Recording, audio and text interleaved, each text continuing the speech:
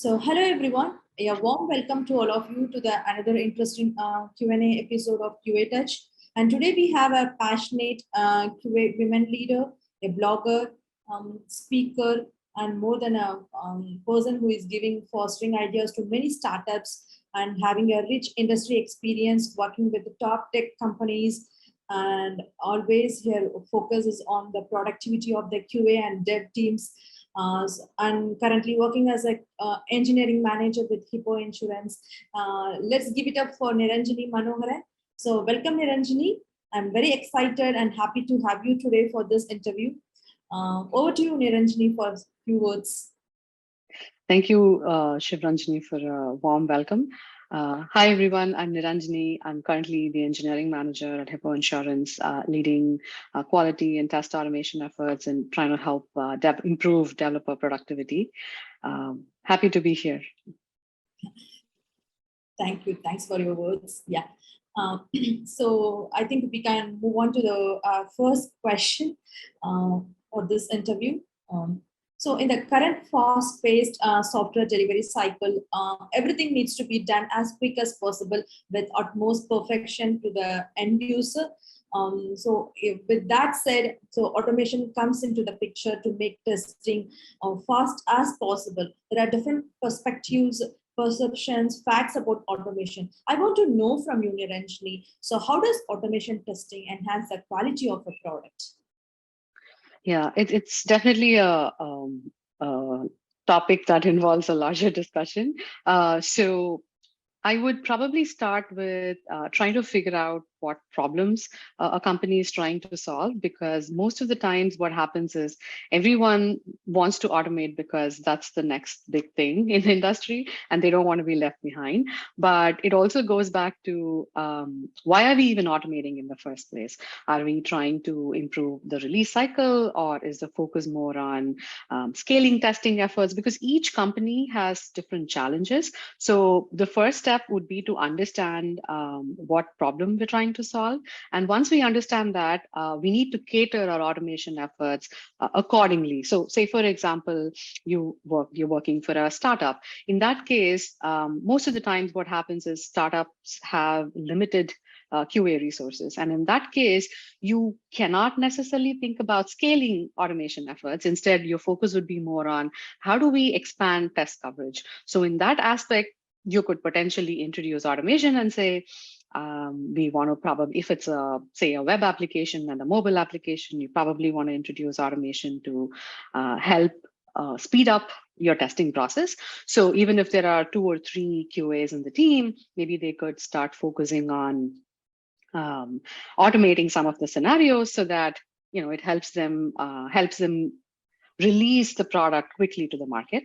Whereas, say, for example, you're working for a large enterprise company, in that case, you don't have a problem with regard to resources. So you have a plethora of resources. Then it becomes like, are we focusing enough on all kinds of automation? Like, for example, maybe have web automation in place, API automation in place, mobile. Then are we even doing performance testing, load testing, security testing? So I think it's hard to give a prescriptive answer to this question. It very much depends on which kind of a company you're working on, what challenges they're facing, and then you need to cater your automation efforts accordingly. Yeah, definitely, Niranjani. So understanding the challenge is a very important thing to run an automation practice in a company. So I totally agree with your point. Yes. So with that said, thanks for the great insights for the real value of the automation testing from your end. And so moving on to the next question, I want to understand, so how can we improve or scale up automation practice company-wide? Is there any best practices you can suggest for us? Sure. So before scaling up, I think we also need to try to figure out if the current solution is even working out for the company.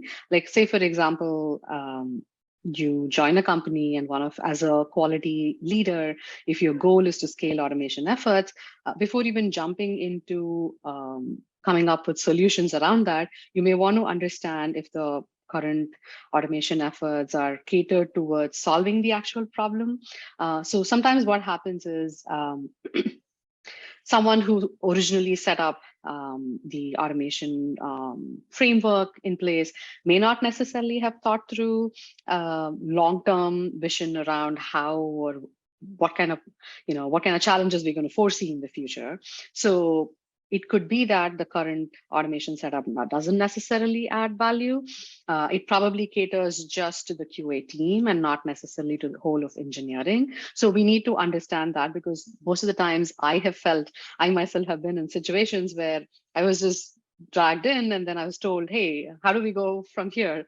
And then I had to pause and explain to the leadership team saying, first of all, I think we need to take a step back and analyze what we have here, because with the current setup, I don't think we can scale effectively. So it's okay for us, even if we're going to pause our automation efforts or basically revisit those discussions and revisit those decisions around why we even chose XYZ as our framework in the first place, and the reason why it's not working. Because say, for example, if the current setup probably leads to a lot of flakiness in tests, or those tests are failing on a daily basis, there is no point in adding more to it. It is like saying your foundation is not strong, but you're trying to build multiple stories on top. It's eventually going to collapse one fine day, and it's going to be a huge disaster. So I would suggest, first of all, trying to understand, do we have stable tests?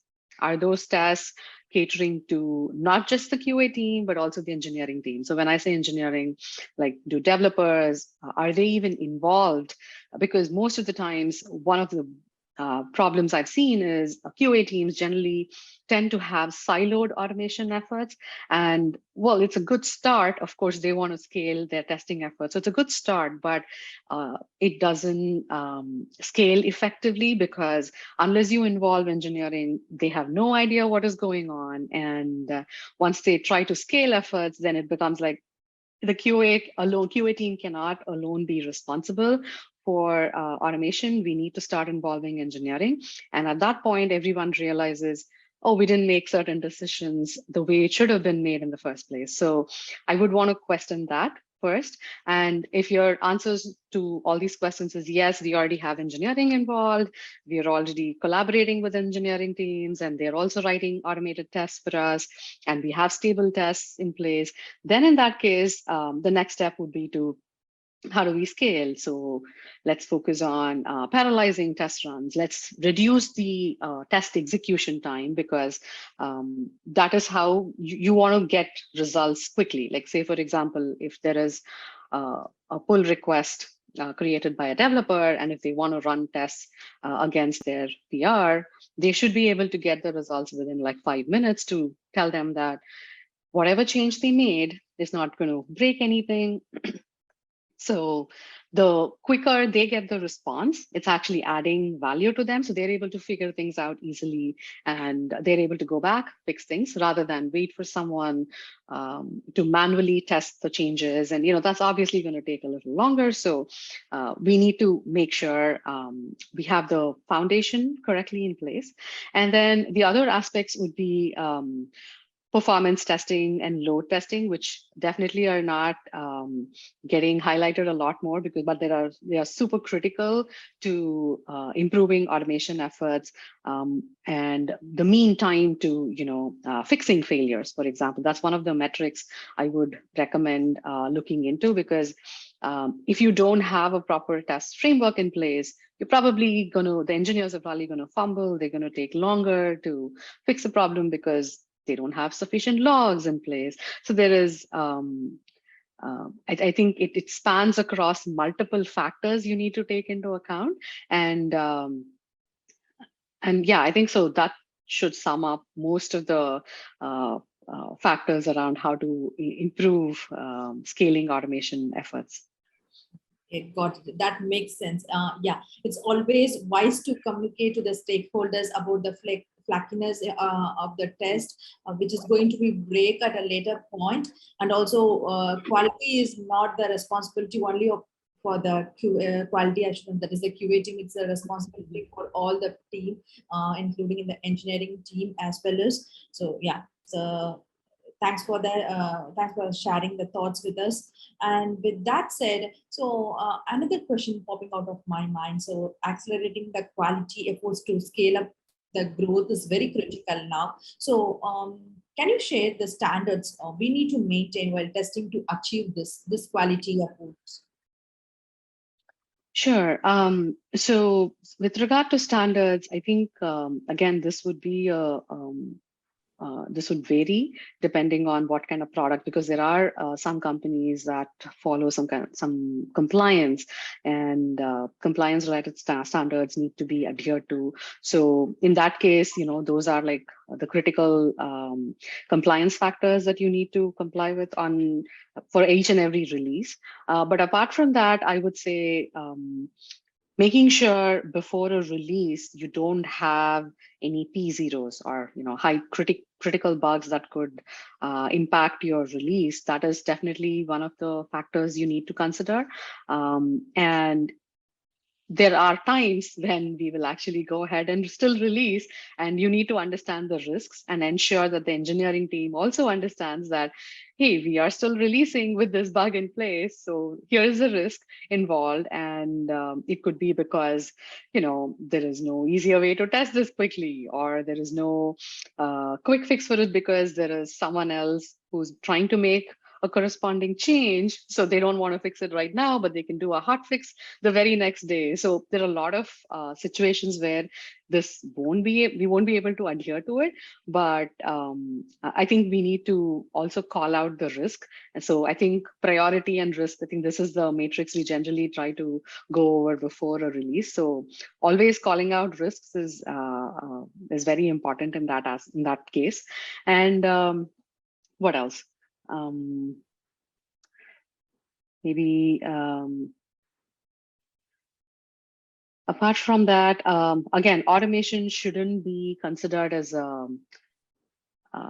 default thing for any team. It should be done on a case-by-case basis. Say, for example, you have a product that involves video. Those would be better off if they were tested manually versus doing it via automation. So automation should be considered as a tool to help accelerate your testing process rather than to it's not one of the standards. It's not a default standard to be considered. So that should be kept in mind. And apart from that, security testing is often overlooked, but I think we should definitely make sure we do some sort of security vulnerability testing to prevent any hackers getting into the system or trying to, hack into the system. I think that is one of the critical factors we should highlight while testing. I think those are pretty much it. Okay, thank you. Thanks for that. Yeah, so definitely communication is always very critical in the QA cycle. Yes, if you are communicating the risk prior to the release, that is definitely going to be a best standard we are following. And as always said, so we have to segregate the scenarios, which needs to be done manually, which needs to be automated. Yeah, that's another key point standard we have to keep in mind while doing the testing. Yeah, so that said, moving on to the next question. So all code is guilty until tested innocent. So how do we determine which type of testing is best suited for this type of product or project? So is there any metrics we should keep in mind for that? When you say which type of testing, could you elaborate a little bit on that? Like based upon the product. So is there any need for whether we need to focus on the API testing more on this, or whether we need to concentrate on the low performance testing? So that kind of things. I see. So basically, it goes back to, say, for example, there are products like Lyft, and Lyft is basically a mobile first product, mainly because that is how an end user tries to request a ride. But we also have a web application, but which is not obviously, which is not used widely. There are specific use cases when people go through the web to request a ride. So I think we definitely need to figure out where do we have our majority user base. So that would be a discussion as a quality leader. I think you should definitely chat with the product managers to figure out, where is the majority use case, user base, and do we have a lot more users on web or on mobile? And if it's on web, which kind of browsers are they more frequently using? And there are a lot of analytics these days that give us that information. And so when you automate or when you test, you make it a point to test on that specific platform so that it helps to identify bugs sooner. And coming back to API testing, I think for most of the products, there is a backend that's being powered, right? It could be using REST APIs, or it could be using GraphQL, whatever is the backend API. It could be a microservice, or it could be a huge monolith. So depending on that, we definitely need to test the backend, but the kind of testing we're going to do will vary. So say, for example, your product involves talking to other third-party libraries like Stripe, or some other third-party library like maybe Twilio, because that is being integrated with a lot more products these days. So in that case, you may want to invest in contract testing, just to make sure that the contract between your service and the third-party service hasn't changed. And you may want to have some kind of monitoring system in place. If this contract changes, it should notify you to let you know that, hey, something changed. So this is going to impact your product. So you may want to look into it. And this should happen even prior to you going back to, finding out if your tests failed in the first place. This should give you an indication ahead of time.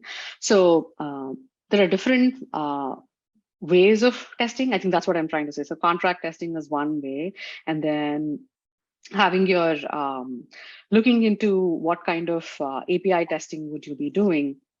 Are you going to be focusing on component level API tests, or are you going to be focusing on integration tests? I mean, integration test is needed, but at the same time, if you feel like each of your APIs have a lot of rich functionality, you want to add tests for each of those, you definitely want to invest in that.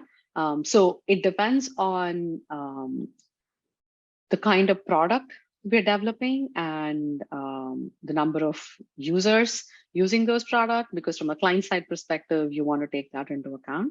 And from a backend perspective, you want to understand if your services are talking to other third-party services, or if they have specific functionality that you need to automate on. And then, of course, integration testing, you cannot skip it, because that again makes sure that you're able to talk to multiple services.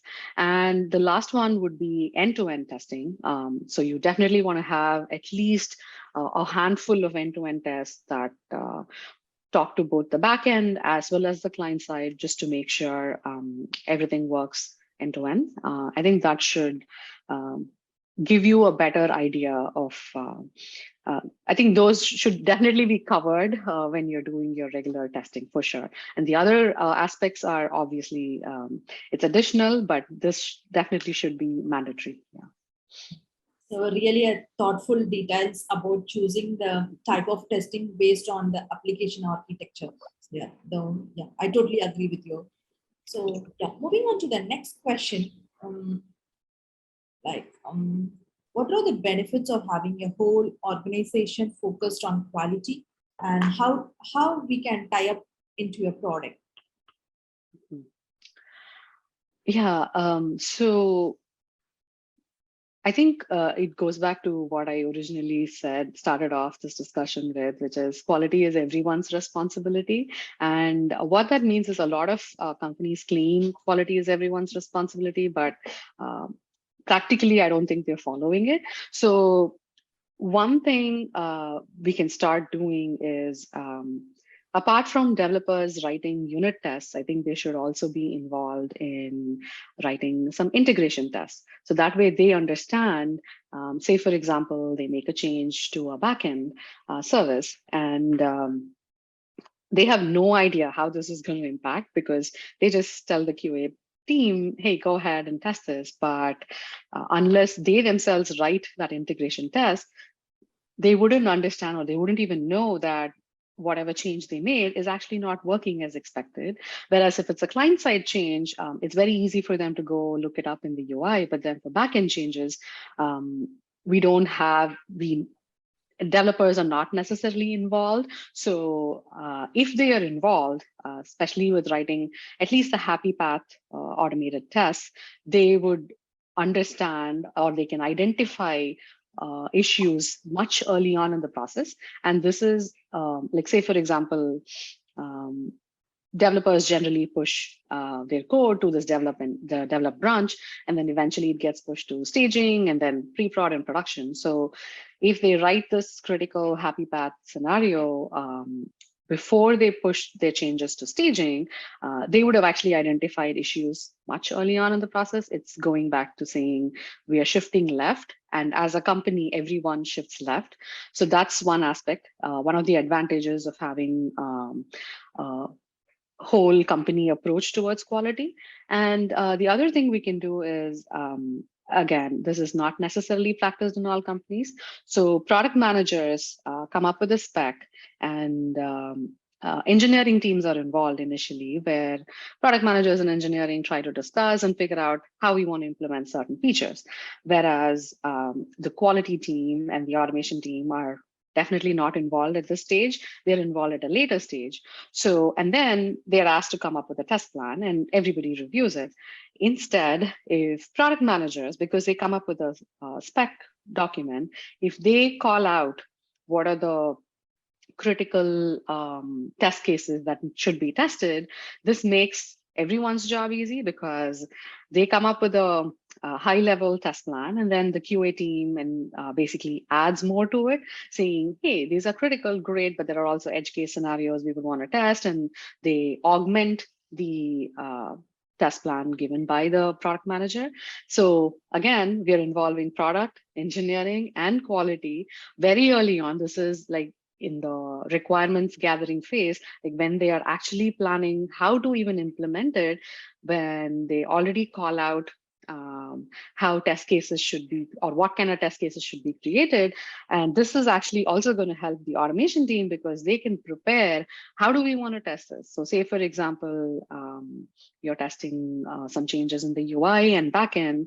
So now how do we create mocks to mock out the backend and just verify the UI for a certain period of time.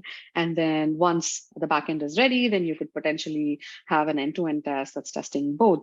So I think these are some of the practices I've seen in some companies being followed, but not everywhere. But I think these would definitely help bring about a whole company approach to quality. And this way, again, this cannot happen unless it comes down from the leadership team. So again, the leadership team should also be on board, and they should also understand the value that this approach is going to bring to the whole company, because your goal is to make sure the end goal is to make sure the customer has a good experience. And for that to happen, we have to start testing from very early on in the process.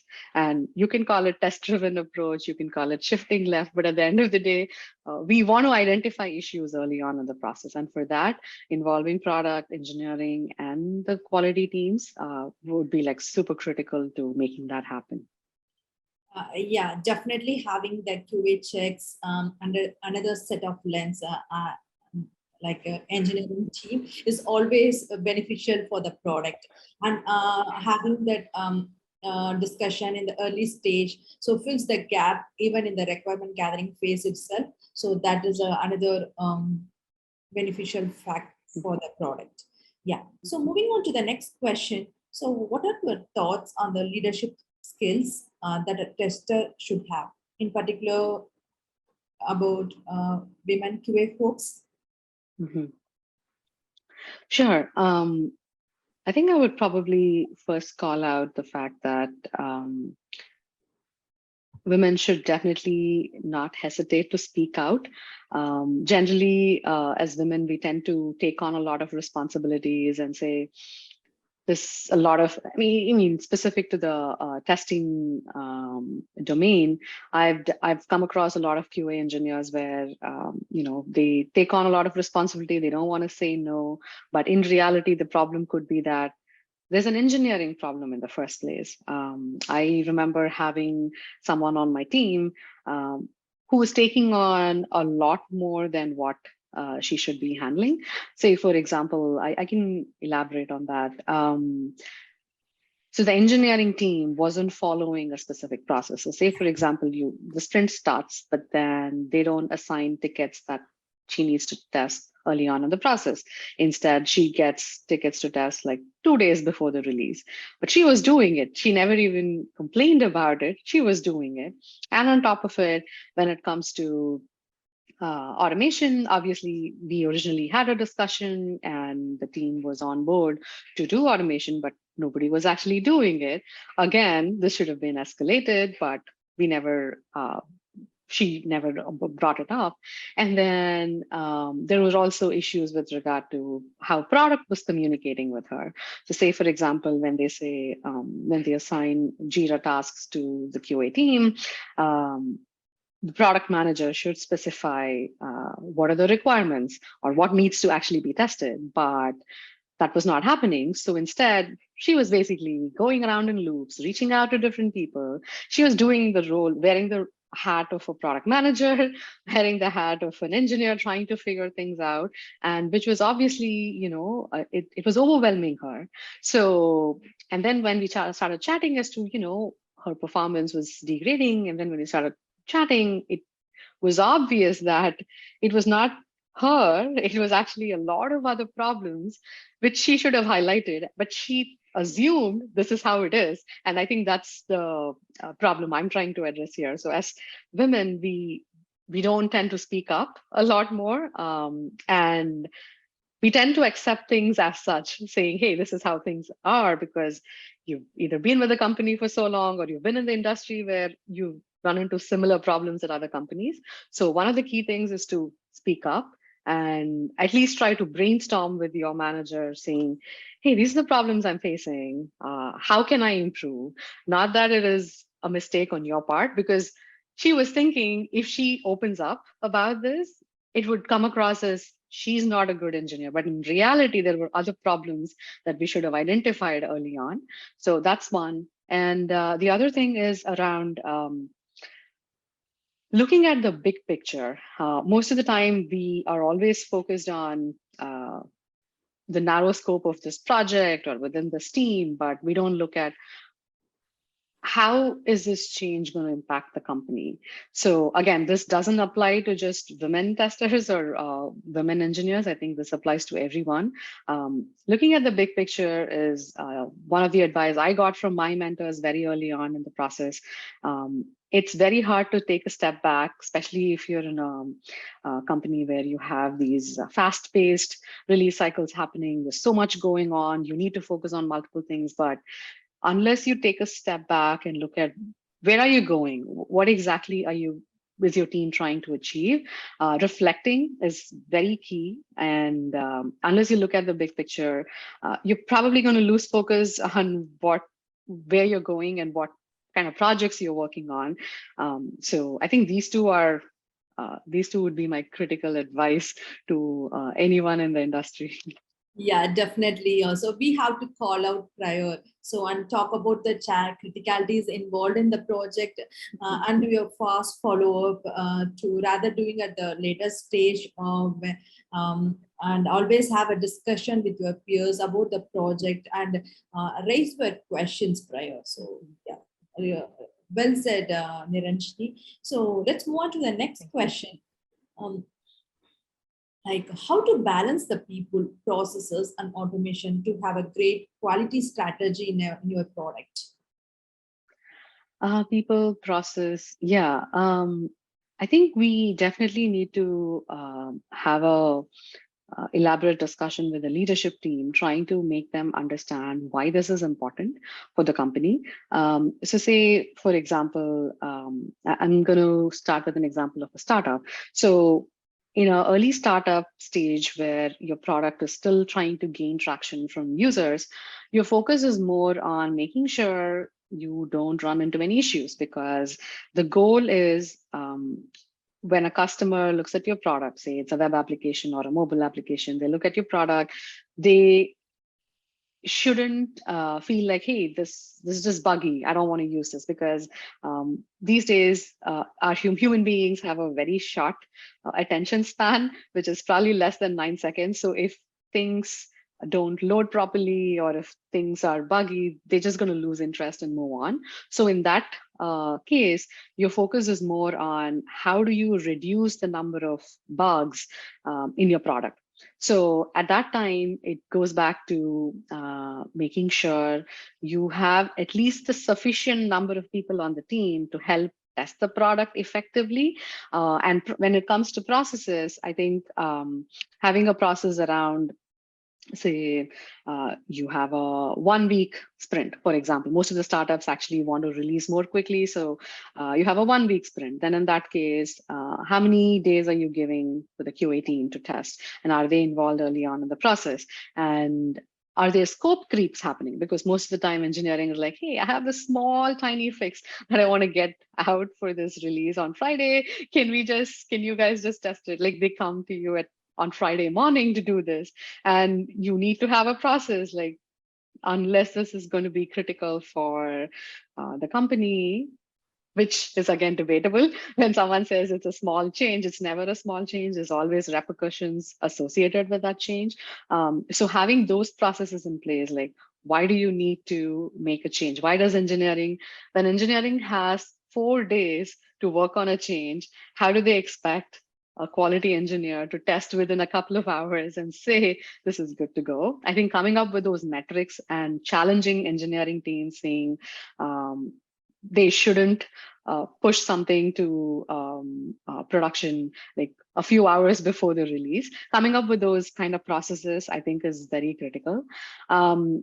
Whereas if you're working for a large company, like an enterprise or a mid-level to enterprise level company, then the process and people changes differ. At that point, you're focused more on, you have different teams focusing on different things. So you could potentially have performance tests happening on a daily basis. It doesn't have to happen only the day before the release, but it happens on a daily basis. So it gives you enough validation that, going back to the example I gave you, so users have a very short attention span. So if your app is taking longer to load, obviously nobody is going to look at it. So at that time, having performance tests in place is very critical for the company. So, and you want to run those tests on a daily basis, and you want to have observability and monitoring tools in place, like, for example, like Grafana dashboards that indicate the response time for launching the app and then clicking on the home feed, basically takes a few microseconds. And if that value, if it goes below that value, I mean, if it goes beyond that value, you want to be notified, and you want to have on-call people on your team who get notified and who look into it. Because again, you have a large team, you probably have 20, 25 engineers on your team, and each one is responsible for each specific area. So For performance testing, you probably have a couple of engineers looking into it. So you want to have like an on-call rotation in place. Again, that's a process that you want to establish. And once you have that process, so then it's not just one person's responsibility. At the same time, you also want to make sure you're growing your engineers, career path, right? You want to make sure they are full stack engineers who can work either on performance side or automation or just regular exploratory testing. And so this will also help retain engineers in the company, because nobody wants to just focus on one thing for more than a year. People want to learn, people are open to learning new technologies, and they want to be up to date. So it goes multiple ways. It's actually, it'll solve different problems here.